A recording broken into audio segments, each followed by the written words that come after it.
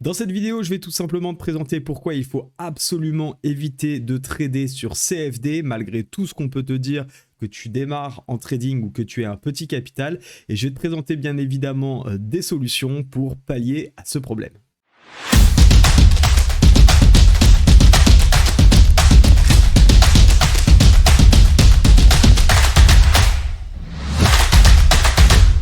Bienvenue dans cette nouvelle vidéo, c'est Riquet et aujourd'hui on va parler des contrats CFD et des contrats futurs, des contrats à terme pour faire une comparaison et surtout je vais te montrer pourquoi pour moi, même si tu es débutant, même si tu as un petit capital, il ne faut pas rester sur les CFD. C'est assez compliqué de bien trader sur CFD, soit d'une part pour prendre de bonnes positions avec du risque logique, j'ai envie de dire, ou alors tout simplement pour pas se faire grignoter sa performance par tout simplement les commissions et les frais que peuvent te prendre les brokers CFD. Même si, attention, c'est absolument normal d'avoir du spread, c'est la manière dont se rémunère le broker et j'ai pas de souci avec ça, mais tu vas voir que malgré tout, pour toi, c'est un réel inconvénient et je vais te proposer bien évidemment des alternatives à tout cela. Alors avant d'aller plus loin, ce que je te propose, c'est justement de faire la différence entre ce que c'est qu'un contrat CFD et un contrat à terme. Un contrat CFD, ou plus ou moins un broker CFD, quand tu vas trader sur un broker CFD, en réalité, tu vas traiter la réplication d'un sous-jacent, un graphique qui va représenter les mouvements du cours d'un sous-jacent, mais qui n'est absolument pas le vrai marché. Tu ne vas pas du tout trader face à d'autres traders, tu vas trader contre ton broker. Donc là, typiquement, à l'écran, tu as XTB. Et en réalité, si je prends un achat sur XTB, ce qui va se passer, c'est qu'XTB, lui, va vendre tout simplement pour avoir la position qui s'ouvre. Et donc, je n'achète rien à personne. Je vends j'achète plus exactement contre XTB. Contrairement à cela, sur les futurs, les contrats à terme, tu vas effectivement acheter et vendre cette fois-ci sur le vrai marché, sur un marché qui est centralisé, qui est réglementé. Et donc, lorsque j'achète ou que je vends un contrat, que ce soit par exemple sur les indices ou les matières premières comme le gold, j'ai réellement un vrai acheteur en face de moi, que ce soit un particulier, un fonds d'investissement, une banque, peu importe, mais j'ai vraiment quelqu'un qui prend ma contrepartie. Et je n'ai pas un faux contrat qui est créé, c'est vraiment un contrat existant qui est vendu ou acheté à quelqu'un d'autre. Alors déjà, avant de dire pourquoi pour moi c'est pas très intéressant les CFD, on va déjà voir pourquoi les contrats à terme c'est bien. Je te le disais, c'est centralisé, c'est réglementé et on ne peut pas tricher en réalité sur les contrats à terme et surtout on traite sur un seul marché, c'est-à-dire que tous les volumes, par exemple si tu trades le DAX, se passent sur un seul et même marché, là où je reviendrai dessus, mais sur les CFD, chacun va te représenter des mouvements de prix qui est propre à chacun des CFD. Alors certes, qui va se rapprocher normalement le plus possible du prix à terme par exemple, enfin en tout cas du vrai indice, mais on restera forcément sur un marché qui est répliqué. On n'est pas sur le vrai marché, là où sur le DAX tu vas être vraiment avec l'ensemble du marché, donc tu vas avoir les volumes qui sont réels et pas non seulement ceux liés à ton broker, vraiment les marchés, les volumes du marché, et puis tu vas avoir aussi accès au vrai carnet d'ordre, le carnet d'ordre du marché et non pas seulement celui du carnet d'ordre de ton broker qui en réalité ton broker CFD ne représente rien puisque comme je viens de le dire, tu n'achètes pas contre quelqu'un, tu achètes contre ton broker ou tu vends contre ton broker. Donc le carnet d'ordre de toute manière n'aurait pas grande influence à ce niveau-là. Donc voilà déjà pourquoi c'est une très bonne raison d'être sur contrat futur. Et aussi souvent on dit les contrats futurs, la problématique c'est quand on a un petit capital, ça coûte cher et c'est assez compliqué d'aller trader dessus. En réalité, le contrat futur ne coûte pas cher et on le verra un peu plus tard dans cette vidéo, c'est bien plus intéressant toute proportion de capital gardée, de trader sur contrat futur plutôt que de trader sur CFD en termes de pourcentage de frais. Là où c'est vrai en revanche, c'est que l'accessibilité au contrat futur nécessite un certain capital car la fluctuation des points, notamment sur les indices, va être relativement importante et il est évident qu'avec un petit capital d'en dessous de 5 000 €, mais je serais même plutôt ouvert à dire à moins de 10 000 €, ce n'est juste pas possible de trader sur contrat futur. Alors tu vas me dire, dans ce cas-là, Riquet, je fais comment pour trader quand moi j'ai 1000, 2000, 3000 € de capital? Alors effectivement, tu peux aller trader sur CFD et attention, c'est pas non plus l'horreur absolue. Il faut remettre la chose dans son contexte, mais pour autant, tu vas être assez bloqué sur les brokers CFD, sur certains aspects. qu'on va voir dans un instant. J'ai juste d'abord te dire pourquoi pour moi les CFD c'est moins intéressant déjà que les prix futurs, au-delà du fait d'avoir le capital ou pas. C'est que d'une part, je te le disais, t'es pas sur les vrais marchés, hein, tu prends la contrepartie de ton trader, enfin de ton broker, c'est ton broker qui prend la contrepartie. T'as pas accès au vrai volume, t'as pas forcément les mêmes bougies que le marché réel, parce que encore une fois ton broker fait bien ce qu'il veut avec les bougies. Alors certes, il y en a qui sont plus clean que d'autres, et d'ailleurs je t'invite à me dire si tu as des questions sur ton broker, n'hésite pas à me dire quel broker CFD tu as en commentaire et je te dirai ce que j'en pense, si bien évidemment je le connais, et éventuellement si ça vous intéresse, dites-moi lequel je recommande. Alors il y a XTB, c'est peut-être pas le seul, XTB est relativement sérieux. Maintenant attention, il y en a pas mal qui sont extrêmement limites, et surtout méfiez-vous de ceux qui vous disent où il n'y a pas de spread. C'est généralement absolument faux et ils profitent plutôt des aspects justement de bougies un peu inexistantes pour venir vous sortir. Donc c'est bien, hein, pas de payer de frais, mais si à chaque fois ils vous inventent des bougies pour venir vous sortir, valait mieux payer le spread. Bref, tout ça pour dire que donc on n'est pas sur le vrai marché, on n'a pas les vrais mouvements de prix, on n'a pas toujours les vraies configurations, et puis surtout si vous utilisez des indicateurs, comme vous n'êtes pas sur les vraies bougies et vous n'avez pas exactement les mêmes représentations du prix, vous allez avoir des indicateurs aussi qui sont en réalité faux. Ça arrive très souvent pour ceux qui tradent l'OPR, qu'on ait un OPR qui est cassé ou réintégré sur les contrats futurs, et ça n'est pas le cas sur CFD ou inversement. Ce qui fait que finalement, les personnes qui gardent les yeux sur leur contrat CFD prennent des positions, ou pas d'ailleurs, sur des faux signaux ou des absences de signaux, et ce qui fait que derrière c'est assez dramatique. Finalement, vous tradez tout simplement sur des faux contrats, et vous vous retrouvez à appliquer des méthodes qui ne sont pas les vraies, puisque ça ne se déclenche pas en réalité sur les vrais marchés. Donc vous tradez un petit peu de manière bancale, j'ai envie de dire, avec un handicap par rapport aux signaux qui sont réellement donnés. Donc voilà, ça c'est important de l'avoir en tête. Je vais vous montrer maintenant 2-3 exemples de pourquoi pour moi c'est extrêmement compliqué. J'ai décidé de choisir le DAX et on va en faire un exemple ensemble. Imaginons, pas de stratégie d'analyse technique ici, hein, c'est vraiment de l'exemple. On a envie de partir à l'achat ici, on va estimer que c'est une figure de retournement, peu importe, et on va vouloir rentrer ici sur les 14 878,7 avec un stop loss, hein. On va essayer de faire quelque chose de cohérent avec un stop loss de 14 703,2. Pourquoi? Parce qu'on va estimer que si on va en dessous, il faut annuler le plan, ce qui est plutôt cohérent, et puis on va aller chercher notre TP juste ici. On va donc ici faire un ordre limite. Comme vous le voyez, pardon, j'ai oublié de vous le préciser, mais en bas à gauche, on va considérer que j'ai 1000 € de capital. On va faire comme si j'ai 998 parce que j'ai fait quelques tests juste avant. Et on va tout simplement aller donc renseigner notre ordre. Donc on va vouloir placer un ordre limite. On va renseigner 14 878,7 parce que c'est notre prix d'entrée souhaité. On va mettre ici un ordre de vente et un ordre de TP. On va dire qu'on part à l'achat. Notre TP sera à 15 180,7 et notre stop loss sera donc à 14 703,2 pour respecter notre plan. Ok, très bien, a priori ça semble bon. Les plus habitués au money management et ceux qui ont un money management cohérent et solide, ici verront tout de suite que malheureusement, si on est prêt à engager 1 ou 2% de son capital, on va pas pouvoir le faire.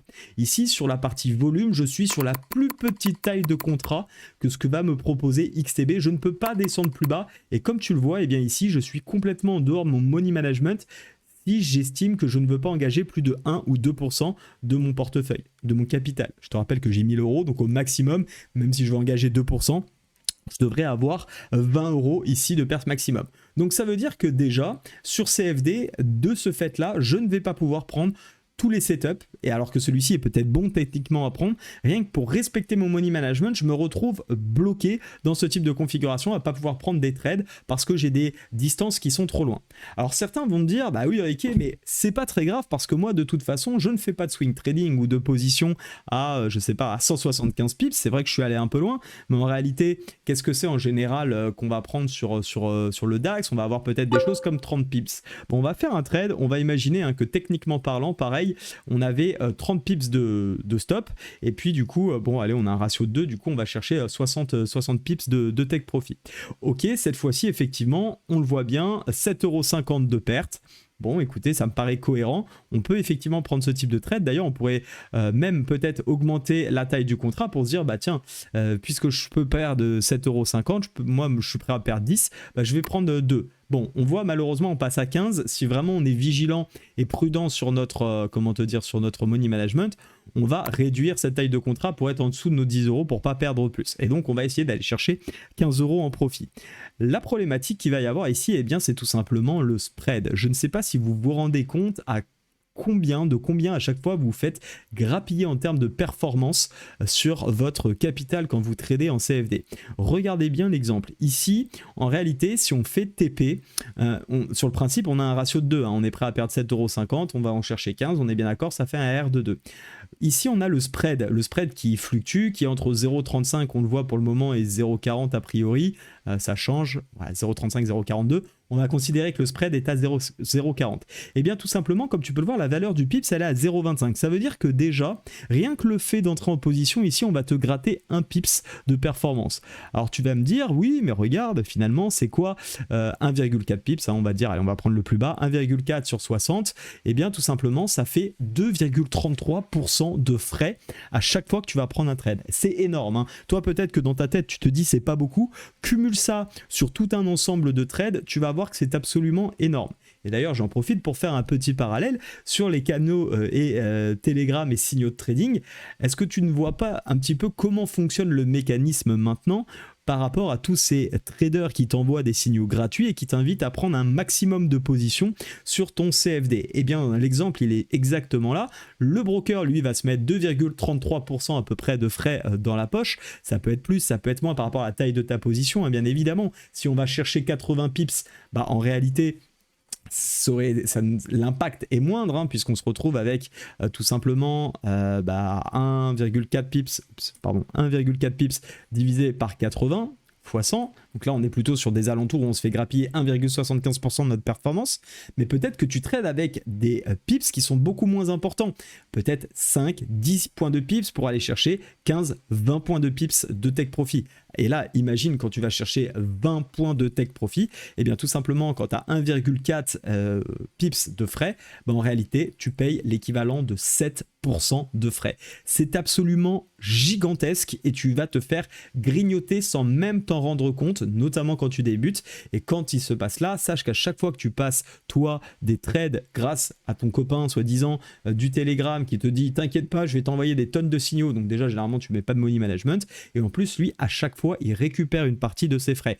Alors moi, j'ai rien contre ça, hein, le fait qu'il récupère des frais. C'est du commissionnement, c'est un système, un business model. En réalité, j'ai rien contre ça. Ma problématique, c'est plutôt qu'il t'envoie au casse-pipe sous prétexte qu'il va te donner des bons trades, alors que lui ne prend pas les trades, hein, bien évidemment, parce que lui, il a compris que ça coûtait beaucoup trop cher de faire ça sur le long terme. Si quand bien même il a compris ça, parce que la plupart du temps, c'est juste des animaux qui sont là pour vous faire envoyer un maximum de trades sans vraiment vous expliquer le pourquoi du comment, mais peu importe. Mais en tout cas, tu vois bien ici que les frais sont beaucoup trop importants. Un autre exemple pour comparer par rapport aux contrats futurs, il faut savoir que les contrats futurs, j'ai repris ici mes petites informations sur papier, le contrat d'un contrat futur, en fait, on ne paye pas un spread, on paye un coût du contrat. Donc par exemple, si on trade le mini DAX sur les contrats futurs, il faut que tu saches que le frais, le coût que ça a, c'est 24 centimes. Donc déjà, on le voit, c'est moins cher que le CFD. Ça, c'est le premier point. Alors, l'autre problématique, c'est que la valeur du point est de 5 euros. Là où on va varier de 0,25. Donc, forcément, en termes de capital, on comprend bien que c'est pas possible. Mais par contre, imagine, la même chose, hein, on va reprendre là où ça faisait 7% de frais. Par exemple, si tu allais chercher 20 pips de TP, eh bien, on va faire le même exemple avec le mini DAX. Imaginons que je vais chercher cette fois-ci 20 pips, enfin 20 points, je parle de pips depuis tout à l'heure, mais 20 points sur le DAX. Eh bien, je vais tout simplement gagner 20. Ça va, attends-toi, 20 fois 5, ok? Donc je vais gagner 100 euros. Et finalement, les 0,24 centimes d'euros que je vais dépenser sur les 100 euros, tu vois qu'en termes de frais, on est sur du 0,24% de ta performance.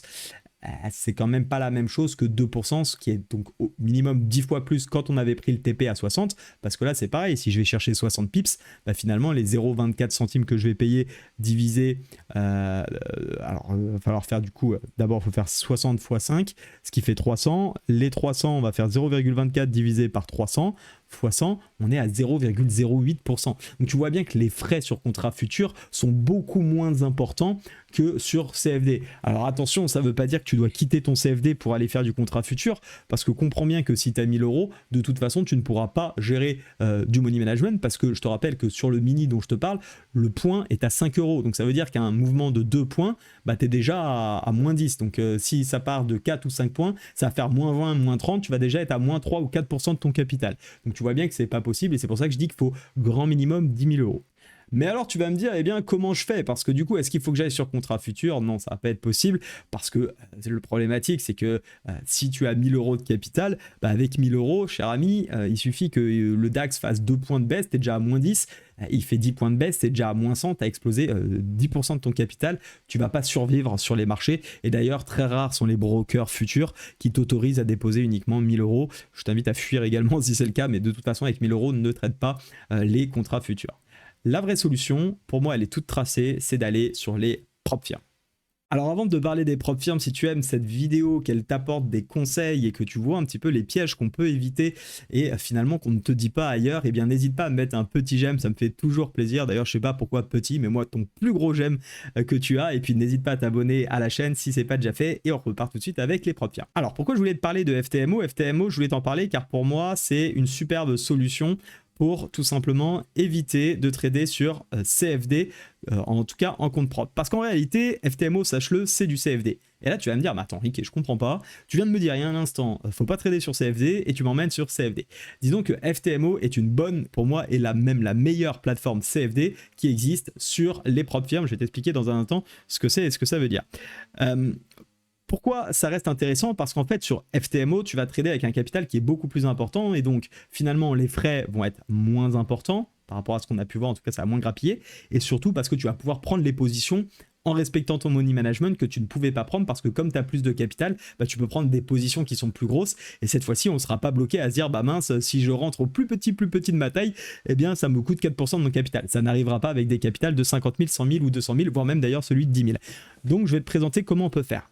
Avant d'aller un pas plus loin, sache que ce que je vais te présenter là, si tu n'es pas rentable aujourd'hui en trading, ne viens absolument pas sur FTMO et encore moins Topstep, j'ai envie de te dire, parce que tu penses que, ah bah ok, super, Ricky, il m'a dit ça, il faut que je quitte mon CFD, donc je vais venir faire une propre firme. Non, les propres firmes, c'est hyper compliqué. C'est aussi hyper marketé, donc c'est vrai que c'est très beau, ça donne envie, c'est un peu comme la crypto, on a l'impression que tout est un peu magique, ça y est, on va se retrouver avec plein de capital, on va faire énormément d'argent. C'est faux.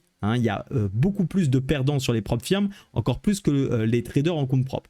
Malgré les chiffres, il suffit que tu regardes, il y a énormément de publications à ce sujet-là, il y a énormément de perdants sur propre firme. Pourquoi? Parce que tout simplement, les gens pensent que bah, ça y est, avec 345 euros, tu vois, c'est le coût d'un challenge à 50 000 $, bah, finalement c'est génial, avec 345, je vais trader 50 000.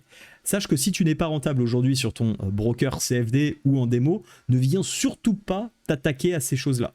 D'abord, moi, ce que je te conseillerais de faire, et c'est ce que je conseille toujours aux personnes qui viennent dans ma formation, parce que j'ai des personnes qui ont 1000 euros, 2000 euros de capital, donc c'est pour moi, on ne peut pas trader avec ce montant-là, c'est OK. Je leur dis, c'est simple, tu prends une partie de ce capital pour te former. Avec moi, bon, pour le coup, s'ils sont dans ma formation, c'est avec moi, mais si tu as envie de te former ailleurs, tu vas voir la personne qui t'intéresse, et tu prends une partie de ce capital pour te former. Une fois que tu es formé, ou pendant même ta formation, ce que je t'invite à faire, c'est par rapport à ton salaire, à tes revenus, tu vas prendre une petite partie, 50, 100 euros, 150, 200 euros, le plus tu pourras, le mieux ce sera, mais ne te mets pas en difficulté pour autant, 50 euros c'est très bien aussi, et tu vas les mettre comme dans une petite tirelire.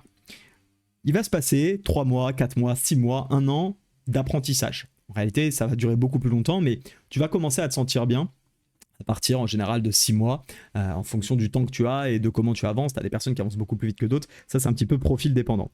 Au bout de 6 mois, on va considérer que c'est 6 mois, au bout de 6 mois, tu auras donc accumulé, imaginons sur tes 1000 premiers euros que tu avais sur CFD, bah, tu as peut-être, je sais pas, disons dépensé 700 euros pour une formation, donc il te reste 300, et puis en plus tu as mis 100 euros dans ta cagnotte, donc 6 fois 100, tu es à 600 euros, plus tes 300 qui te restaient, tu as 900 euros dans ta cagnotte. Et bien avec ces 900 euros, qui revient quasiment au capital finalement initial que tu avais avec tes 1000 euros, et bien tu vas pouvoir venir t'inscrire à des challenges propres firmes et tu vas avoir l'avantage. C'est que non seulement tu vas pouvoir prendre toutes les tailles de position que tu souhaites parce que tu seras plus limité, mais surtout que tu vas pas engager la totalité de ton capital.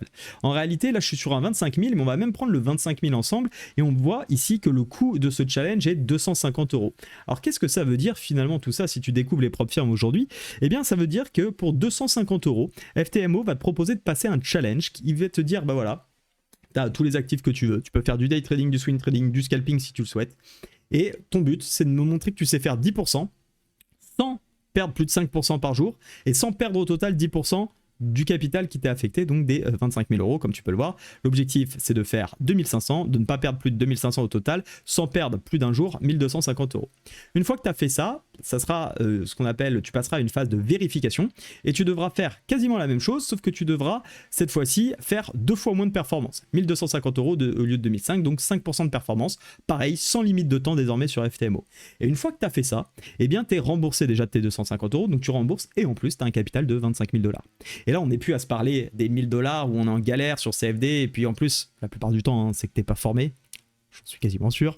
Si tu es sur CFD, généralement, tu trades, tu n'es pas vraiment formé. Donc c'est assez compliqué. Et bah, encore bien même, hein, si au bout de. Même tu mets un an à passer tout ça, même un an et demi, bah, un an et demi plus tard, tu as 25 000 €. 10 mois sans être formé et juste avec 1000 €. Comment tu peux prétendre avoir 25 000 € en trading comme on l'a vu sur CFD? C'est juste impossible. Donc la vraie solution, elle est là, c'est les propres firmes. Quand tu as un petit capital, tu n'as pas d'autre moyen aujourd'hui pour vraiment avoir un retour sur investissement du temps que tu vas passer et de tes compétences que tu vas mettre à disposition de ton trading. La meilleure solution, c'est la propre firme. Pour autant, il faut vraiment savoir trader. C'est pas j'arrive, ah bah super, j'ai des possibilités d'avoir du levier sur mon capital, donc j'y vais. Non, tu vas te ramasser tout autant, tu fais ce que tu veux, je suis pas ton père, t'es pas obligé de m'écouter, c'est des conseils que je recommande. Donc tu as cette solution FTMO qui est absolument géniale, et puis tu vas avoir aussi la solution TopStep. TopStep pour le coup c'est peut-être un peu plus avancé, donc je te recommande plutôt FTMO si tu souhaites te lancer dans une première propre firme, au moins pour tester. TopStep, ce qui est génial, c'est que c'est sur contrat futur. Donc c'est la différence avec comment t'expliquer avec FTMO. Et puis c'est surtout que tu vas voir, les prix sont quand même pas les mêmes, même si actuellement il y a une super promo, c'est que tu vas devoir payer au mois, donc plus tu vas mettre de temps à le passer, plus ça peut te coûter cher, même si au final, hein, on regarde, tu as 149 $ par mois, même si ne serait-ce que tu mets 10 mois d'accord à faire, à faire 10 mois, tu mets pour passer le challenge 150 000, bah, ça te coûte 1490 $, mais si à la fin tu l'as eu, bah, au final tu fais 1% de 150 000 et puis bah, tu as fait 1500 quoi. Donc tu rembourses ton challenge. La seule chose c'est qu'il faut avoir en tête, il faut voir ça comme un abonnement et après chacun voit ça comme il a envie de le voir. Pour moi je trouve ça pas très cher et je trouve ça même plus qu'honorable honnêtement, mais je peux comprendre que ça peut représenter un coût pour certains, libre à chacun de voir ça comme il le veut. Sache que en tout cas pour que ce soit TopStep ou FTMO, tu as mes 2 liens affiliés, pour le coup c'est des liens d'affiliation, donc voilà, c'est 2 firmes avec qui je travaille.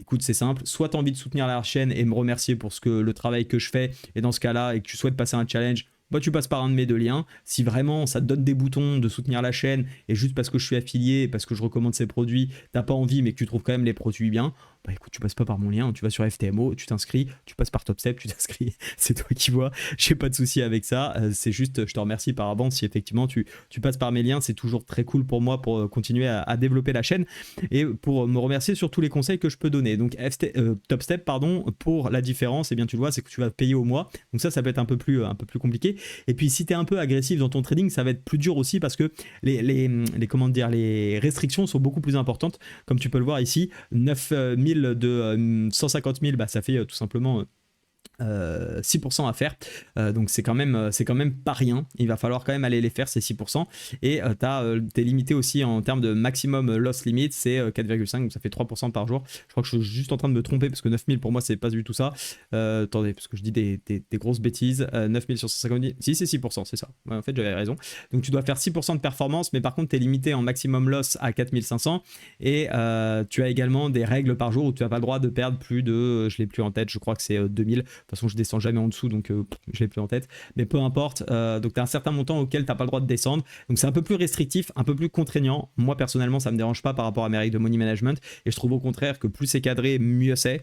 Donc Top Step pour moi c'est vraiment le top du top. Faut peut-être avoir quand même un peu d'expérience, c'est un petit peu plus dur, il y a plus de choses peut-être à prendre en considération. Tu peux pas faire de swing trading, on est beaucoup plus sur du day trading, on est limité aussi sur les indices américains et les matières premières, donc ça peut être restrictif pour ceux qui traitent par exemple le forex ou qui veulent faire du swing. Donc dans ce cas là plutôt FTMO, mais si tu as le capital, enfin en tout cas l'aspect financier te dérange pas, que tu es prêt et que tu te sens bien, je t'invite plutôt à passer sur FTMO qui pour moi est un petit peu au-dessus. Mais attention, FTMO reste très bien. Voilà, je crois que tu as toutes les armes dans ton sac pour désormais bien trader. Éviter donc les CFD comme on l'a vu. Attention, ça ne veut pas dire que tout de suite tu dois arrêter ton CFD si tu es dessus. Si tu es habitué, continue. C'est pas un drame en soi. De toute façon, j'ose espérer qu'avec 1000 euros, tu n'espères pas trader avec ce capital-là à moyen long terme. J'espère que tu as d'autres vocations. Pourquoi pas passer justement des propres firmes ensuite, ce qui reste du coup un bon intermédiaire. Mais vraiment, le plus important, c'est des compétences. Vraiment, forme-toi, une stratégie rentable. Et derrière, passe directement sur les propres firmes. Comme ça, tu pourras vraiment avoir le fruit de ton travail. Excellente fin de journée. À très vite. Sois prudent sur les marchés. Et merci encore si tu passes par mes liens. Ciao!